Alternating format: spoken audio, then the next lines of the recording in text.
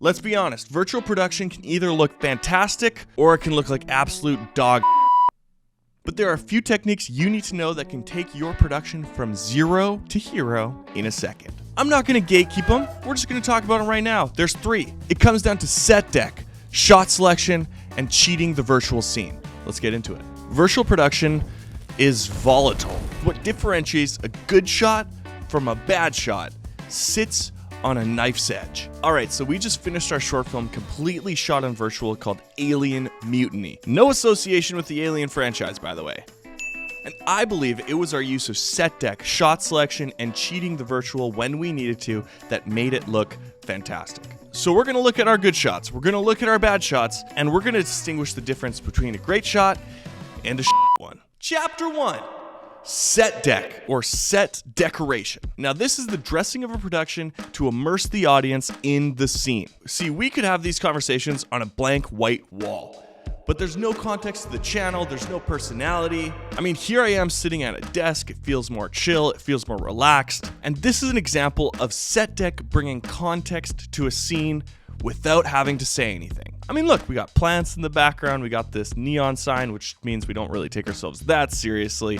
There's some cameras back here which contextualizes what this is all about. You guys know this one. So what does this have to do with good virtual production? Let's go back to our short film. The setting was like a retro-esque alien 80s era, but in space. So in order to pull this off, we got our friend Thomas to build this massive analog module for 2 of our actors to use as a command center. It fits the scene and also matches the environment that we had built in Unreal Engine. And we relied on this piece to bring the world together. I mean, just imagine if we shot our short film with all of these cool analog pieces in the background, but our actors were just kind of sitting on chairs. What I'm trying to say is something would feel off. There wouldn't be a 3D level of immersion where the foreground has pieces that match the background. And the best part about this strategic set deck is if you look closely at the piece that we built, it's not even perfect. It doesn't have to be. Close up, you're gonna notice these imperfections. You're gonna notice that these screens actually don't turn on. But in the final output, you have no idea. Now this applies to all video, not just virtual production, and these are classic tricks that set deck people have been using forever extremely well. But set decking in virtual is so much more important to immerse the scene. If you just put someone in front of a wall, throw a background behind them, something just looks off. Maybe it's perspective, maybe our eyes are just trained to see when something isn't exactly the way it's supposed to be, but set deck seems to solve this problem. Without proper, well-done set deck, scenes look empty. Like this scene from our Alien movie. There's something missing here. Sure, there's movement, so we're trying to move the camera as well and immerse you as deeply as possible, but it just doesn't sell the effect. And another hack that's kind of a set deck hack that really helps your virtual production pull off some of these shots is simply putting something in front of the camera. Really, it's that easy. Just do something like this, but make sure it matches the rest of the scene. This trick is called dirtying the frame. It adds some depth and makes the scene look lived in. If you haven't watched the film before, you probably didn't even notice it. Chapter 2.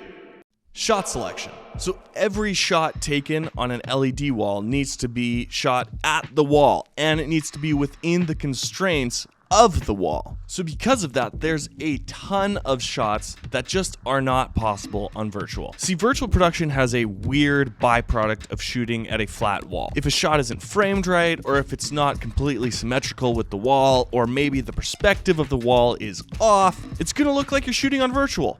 Simple as that. I've been saying that a lot on this YouTube channel over the course of 2 years. Looks virtual. But what does that even mean? When you're watching a show or a movie, you know that you're watching a show or a movie, but often it's shot in a way that makes it look natural, whether it's shot on a proper set or the lighting of the VFX is perfect. You can trick your mind into embracing the world that you're watching, and you worry more about the story and less about how it was shot. But if you sit down to watch a movie, but you can see a break in the background, or there's something in the background that just looks so off that you can't really wrap your mind around the perspective, like it's out of world, the illusion is ruined, and your mind is more focused on identifying what looks off or why the background looks strange, and is less concerned with the story you're watching unfold on screen. And as a culprit of this, sorry to catch a stray, many of the Star Wars shows released in the last 5 years. Sorry, but it was shot in a distracting way. Anyway, there are a few factors that you need to keep in mind to stop this from happening. When you rotate your scene,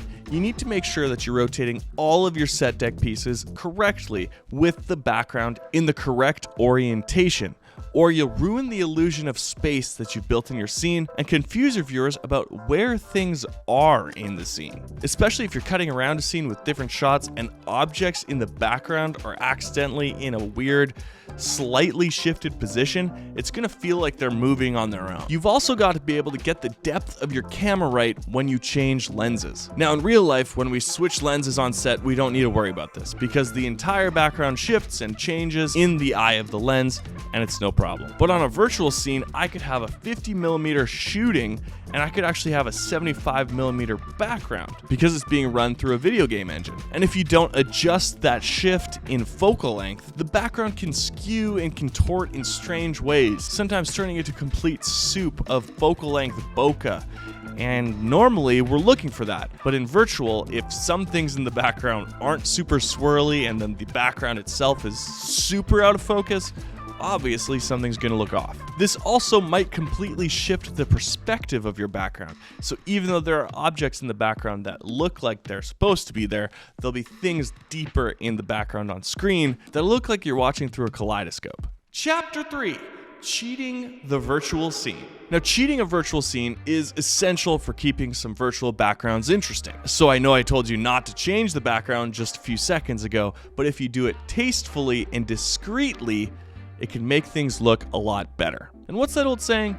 Once you learn a rule, you can break it. Let's take an example from a short film. When cut between 3 shots in this sequence, no difference can be discerned. But this shot is specifically cheated to make the frame look more interesting. In reality, all we did was rotate the virtual scene to add more to the background, so we had a more interesting frame. It's also much easier to do this on a virtual set than on a practical set. Instead of having to move all of your objects in the scene, you can just slightly shift the background. Now you have to be careful with this. You don't want to mess up the concept of space that you've built in your scene. But if done right, there are ways that you can cheat the background that play into your story and help you visually show something that would otherwise be impossible. Let's go back to the short film. This shot shouldn't make sense. Like, physically, it shouldn't make sense. The ship is all one long hallway. There's no real big corners in it. In the space of our set, doesn't fit, but we're shooting on virtual, so that doesn't matter. We wanted this angle because it looked better on the wall than if we were to shoot directly down the hallway. So we just shifted the background